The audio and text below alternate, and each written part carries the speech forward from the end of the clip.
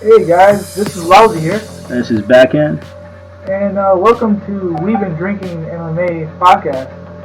We are going to talk about the Kyle Nelson Choi Duho fight. I'm going with Choi, but Smart Money will probably be going the distance in this fight. Yeah, I'm going with Duho Choi as well. This is it's a great featherweight matchup between. It's a great style matchup for Duho Choi against Kyle Nelson. They're both 31 years old. Kyle has got a 1-inch reach advantage. The difference, though, is mainly the power. Yeah. Yes. Kyle Nelson loads up on his kicks, and he's able to land and might do some damage, but I just don't see that happening here. Yeah, I mean, Kyle Nelson has 3 significant strikes per minute, which is not bad. But most of them come from kicks. Pretty much basically all of them come from kicks. Leg kicks, I would say. His body kicks, I don't know. Some of them are significant, some of them not so much. Really, he loads up on his body kicks, and they're slow. His calf kick, his right calf kick is the one kick that is solid, really good. With Kyle, if he gets pressured and pressured a lot throughout the whole fight, he gets tired super quick. That's a huge point, yeah. Yeah, with the Billy Q fight, that's what Billy Q did because his cardio is on point. Billy Quarantillo. Pressure, yes. Dude, Billy Quarantillo has cardio for days. Yes. One of those guys who, in his last fight against Alex Hernandez, just going off topic, it was amazing, guys. You got to watch. It was maybe fight of the year. First podcast that we did. Yep, it was amazing. I was like, Billy Q is not gonna. Yeah. It was amazing. He lost the first round, came back in the second a little bit, in third he just started just putting pressure on. Alex just got tired, and I think the same thing might happen here. Yep. Kyle Nelson. So the thing is that in his last fight against Herbert, what happened was that Kyle would basically, the only things he had to do was. He was just kicking and slow body kicks, the calf kicks, and then he tries to take him down, but he's not able to. Yeah. And with Jai there, like you're talking about, he's a Thai kickboxer. Mm-hmm.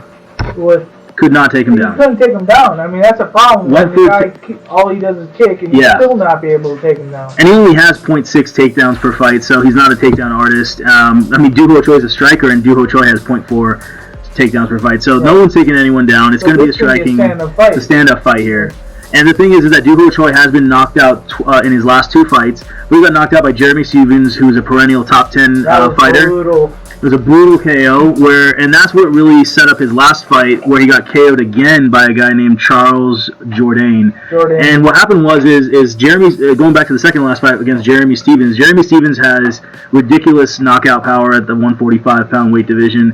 And Jeremy Stephens landed a big hook, like a big overhand right, and it knocked down Duho Choi. And then it was this animalistic, almost like, do you remember when Michael Bisping KO'd Dan Henderson? And then the last big overhand, the jumping thing, and KO'd him again almost. It's the same sort of situation. His head off the mat. His head got bounced off the canvas, and that's exactly what happened with Jeremy Stephens. Knocked him down hard, and then he got in the guard, and but still was like on his feet a little bit, bent over, and boom, hit him again, and the head bounced like. Then he elbowed Duho Choi like 1 or 2 times. Got him out there. And the ref had to stop it. So it was one of those things where it's almost like multiple KOs in one fight, almost like it feels like it.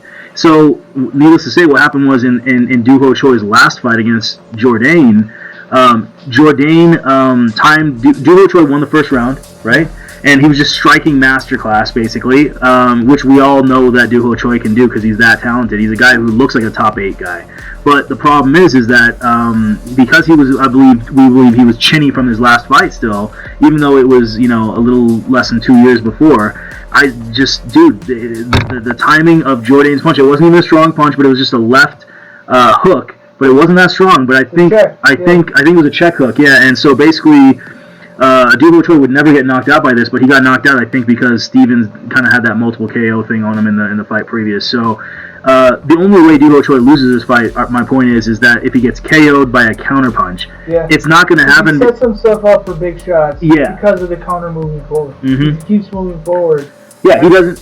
After the first guy charges goes forward, he after he slows down, he goes forward himself. Mm-hmm. So he sets himself up for big shots. Yeah. After he starts to go move forward himself. Right. So he can take some punches in the meantime while he's coming in. That's right. And so the thing is that the only way Duho Choi loses to Kyle Nelson is if Duho Choi gets countered, and we just said Kyle Nelson has no countering ability. Doesn't have no power. He has no power on his counter punches. So therefore, Duho Choi is minus 190.